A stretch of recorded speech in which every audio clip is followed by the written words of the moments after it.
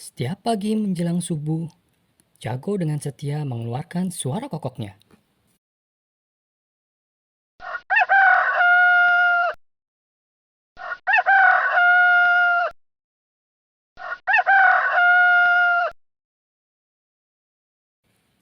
Bermacam binatang yang tinggal di hutan terbangun. Mereka bersyukur Jago masih berkokok. Itu pertanda matahari akan segera terbit. Benar saja, tepat pukul 6 pagi matahari merekah di ufuk timur. Cahayanya memancar menerangi bumi. Burung-burung keluar dari sarangnya berkicau riang. Bunga-bunga pun bermekaran. Seperti biasa, Jago segera mendatangi rumah-rumah hewan yang ada di hutan itu. Pok, pok, pok, pok, pok, pok, pok. Ayo store. Ayo store. Siapkan storan kalian. Kalau tidak, aku tidak sudi lagi berkokok. Kelinci terpaksa mengeluarkan jagung kesukaan Jago. Begitu pula domba, kucing, rusa, keledai, burung, dan hewan-hewan lainnya. Semua menyiapkan makanan untuk Jago. Ada yang menyediakan beras, gandum, buah-buahan, dan kacang-kacangan. Jago tinggal mengambil makanan itu dan membawanya pulang. Ada pula yang langsung dimakan di tempat. Semua tunduk pada Jago. Mengapa? Sebab Jago di mata mereka bukan hewan sembarangan.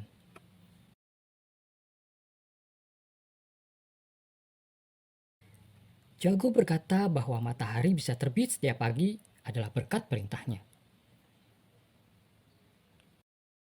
Kalau aku tidak berkokok, maka matahari tidak akan terbit. Semua hewan mempercayai ucapan Jago. Terbukti, setelah ia berkokok, sebentar kemudian matahari memang terbit. Merasa ditakuti dan dihormati, Jago semakin berani bertindak sewenang-wenang. Kini, ia tidak mau lagi mengambil sendiri makanan yang disediakan untuknya.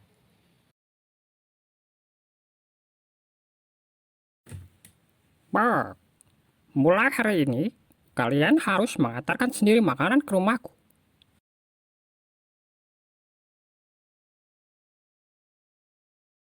Beberapa binatang merasa keberatan. Bebek misalnya, yang setia menyediakan gandum, ia keberatan karena rumahnya jauh di pinggir hutan. Tetapi dengan cepat, Jago mengancam. Pok, apakah kau ingin hidup dalam kegelapan?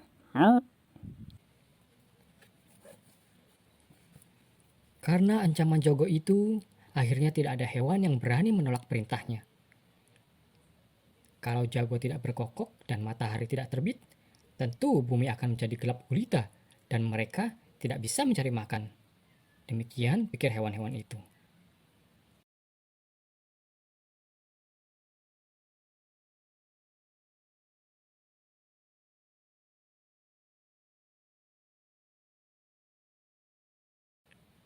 Jago kini menjadi binatang yang malas.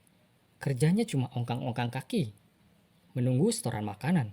Ia tidak segan-segan menegur hewan yang setorannya kurang. Hai, bebek. Mengapa gandum yang kau bawa sedikit sekali? Ma, maafkan aku, Jago. Rumahku kan jauh. Beberapa butir gandum tadi tercecer di jalan. Aku tidak mau tahu. Pokoknya, besok kau harus bawa lebih banyak lagi. Begitu pula ketika kelinci menyetor jagung. Mengapa setoranmu semakin sedikit saja, kelinci? Maafkan aku, Jago. Anakku kan masih kecil-kecil. Mereka juga butuh makan. Bahkan salah satu dari anakku sakit. Mohon kelonggarannya, Jago.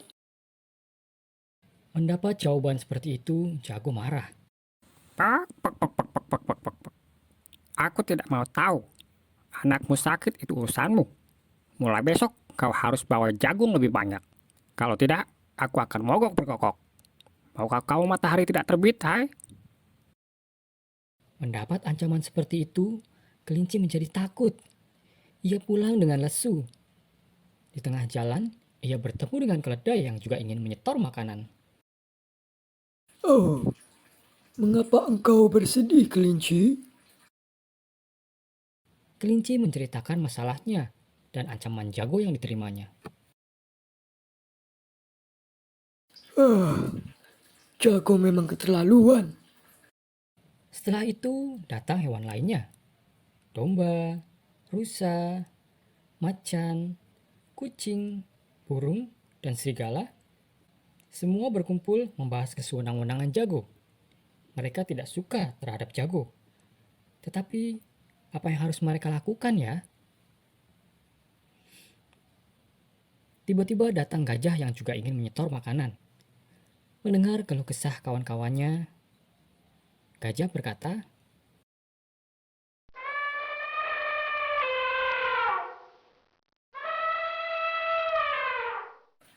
Turuti saja apa yang diinginkan jago. Kalau ia tidak berkokok, kita juga nanti yang repot kan? semua hewan-hewan itu membenarkan ucapan gajah. Akhirnya semua binatang tetap tunduk pada jago dan tetap menyetor makanan setiap pagi. Jago bertambah malas. Kini ia tidak perlu lagi bersusah payah keluar mencari makan. Kerjaannya hanya makan dan tidur di rumahnya.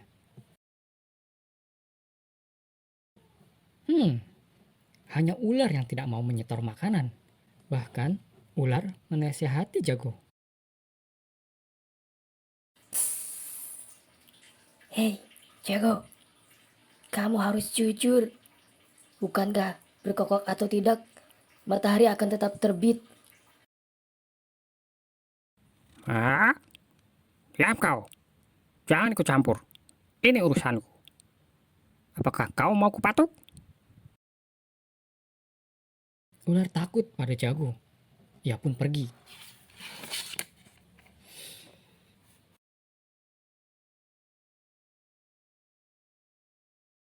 Wow, karena banyak makan dan tidur, tubuh jago semakin gemuk.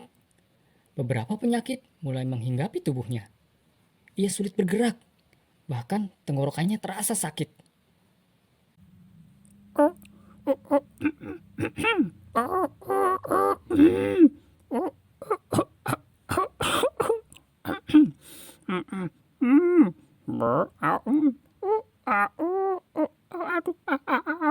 Aduh, mengapa jadi begini? Aku tidak bisa mengeluarkan suaraku. Aduh, tenggorokanku sakit sekali. Ia tidak mampu lagi terbang dan hinggap di pohon. Suatu hari, seperti biasa, menjelang fajar, jago harus berkokok untuk membangunkan binatang seisi hutan. Ini tugas rutin yang harus ia lakukan. Tetapi celaka, tiba-tiba suaranya menghilang. Ia memaksakan diri berkokok, tapi justru tenggorokannya semakin sakit.